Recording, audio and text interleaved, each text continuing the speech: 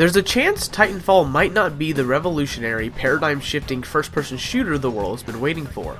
But even in beta form, as we've been playing it over the past week, it's definitely an evolution of the genre millions of players play every day. It also might be the first FPS to take your attention off of Call of Duty for once.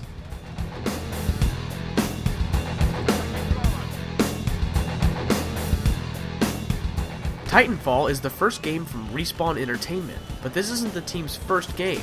Respawn is comprised almost entirely of veterans and leaders from Infinity Ward, a studio credited for birthing the Call of Duty franchise, and more importantly, launching it into the modern era and setting the standard for multiplayer innovation with Call of Duty 4 Modern Warfare. And since most of these talented developers are now at Respawn, it's no wonder Titanfall plays as well as it does. But what's Titanfall about exactly? Well, some of those questions still remain a bit blurry, as the studio has yet to showcase much of the game's story setting or campaign options, focusing exclusively on multiplayer so far. But from what we've seen and played, the game is online multiplayer only, features giant mechanized robots called Titans, and is one of the most vertical shooters ever brought to market. Also, it's a crapload of fun. Imagine Titanfall goes a bit like this. You fly into the battlefield via a dropship and proceed to fight in large-scale areas with your team of 6. You have a handful of AI-controlled grunts and specters that fight alongside you, not dissimilar to creeps in Valve's Dota 2. These characters are not player-controlled, but patrol the field fighting other enemies.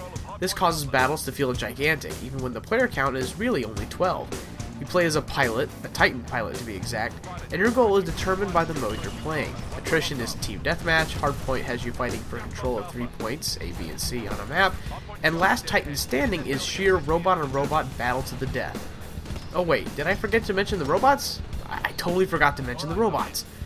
Each pilot, that's you, has a Titan that can be deployed for use on the battlefield. They can be called down every 2 minutes, wherein they will be rocketed to the ground in front of you and can either be given orders to guard a position or follow you.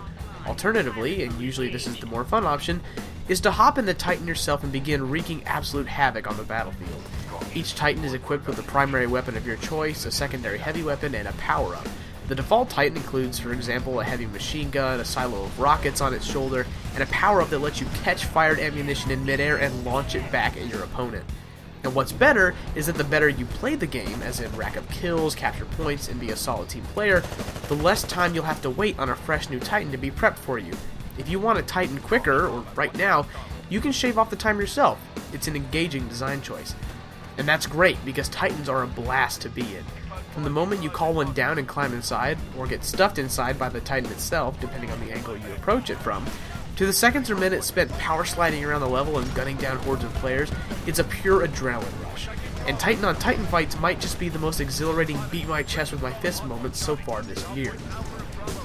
Pilots are customizable too, and if you've played a modern shooter in the past 5 years, you'll be right at home with the game's custom loadout choices. Scopes, accessories, attachments, you name it. Heck, you can even choose your gender. How rare of an option is that? Now earlier we mentioned that Titanfall is a very vertical game, and that's thanks to the game's inclusion of both jetpacks and parkour movement. So not only can you run along the ground, you can sprint along walls, leap from one wall to another, use your jetpack to change direction mid-air, then pull yourself atop a roof and spy on the fight below.